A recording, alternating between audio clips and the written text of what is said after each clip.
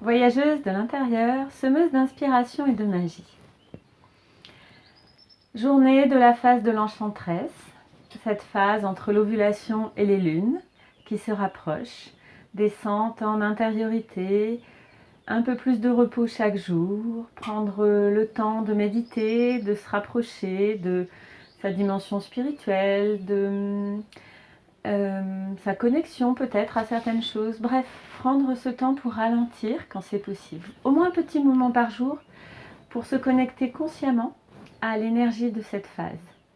Donc je vous invite toujours à avoir votre coupe sur votre table de nuit ou à l'endroit qui vous convient, avec votre pierre remplie d'eau et en posant le regard dessus, revenir à « ah oui, je suis là ». Et si vous n'avez pas eu le temps de vous reposer, c'est ok aussi, on fait de son mieux chaque jour. Simplement s'accueillir, observer et s'accueillir avec tendresse et compassion.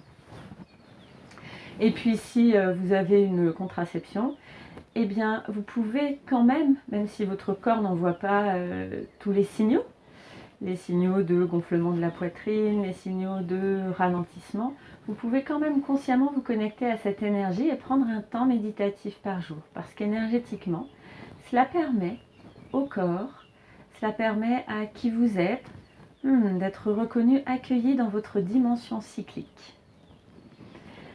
Aujourd'hui, dans la continuité d'hier, je viens vous parler d'un sujet que j'aime beaucoup et qui est aussi dans l'introspection et qui est aussi dans cette dynamique de qu'est-ce que je vais lâcher?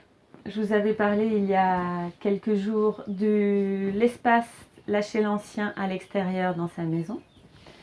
Hier, je vous ai parlé de à laquelle vieilles émotions je veux lâcher, quelle émotion est présente que je veux laisser s'écouler pour faire de l'espace à l'intérieur de moi. Et puis parfois les émotions ne se lâchent pas si vite parce que des pensées tournent et les entretiennent. Comme je vous disais hier, une émotion a une durée physiologique de 3 minutes environ. Et si elle continue, c'est que les pensées l'entretiennent.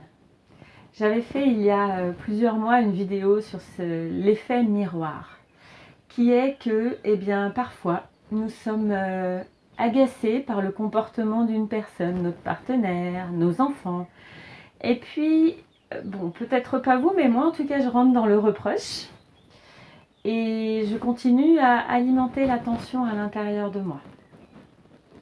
Et dans cette vidéo, je venais pointer le fait que ce qui vient me déranger chez l'autre, ce que je lui reproche, correspond à une partie de moi, de ce que je me fais à moi. Et le tout est d'entrer en intériorité pour entendre. Tiens, mais quelle est cette partie de moi qui me fait ça ou qui me fait sentir la même chose? Alors ce n'est pas toujours facile d'accéder à ça. Donc vraiment, je vous invite d'abord à lâcher les émotions. Ça fait toujours du bien, ça fait de l'espace pour retrouver le calme. Et puis ensuite, j'aime beaucoup ce que propose Byron Katie pour s'aider justement à aller vers ce retournement, s'accompagner.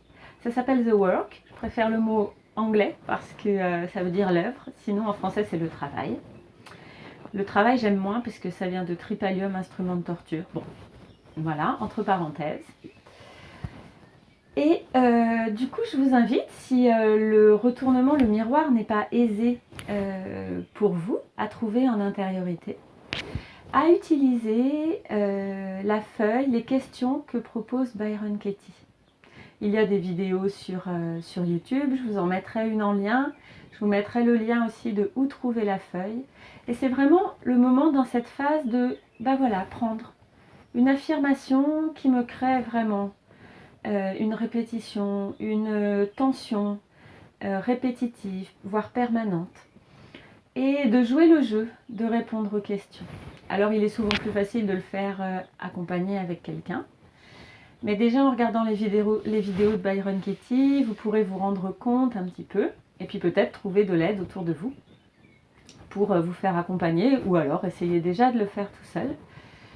Pour vous offrir ce cadeau, ce petit voyage intérieur. De en quoi cette pensée que j'alimente, que j'entretiens, puis qui m'agace vraiment, qui me peine vraiment, qui m'attriste vraiment, en quoi elle vient parler de moi. Voilà, et bien j'espère que vous ferez de beaux voyages intérieurs. J'espère que cela vous permettra de faire un petit peu de ménage, d'ouvrir de nouveaux espaces à l'intérieur de vous pour laisser venir le nouveau qui arrive. Je vous souhaite d'être douce avec vous-même et d'accueillir la beauté de la vie en vous.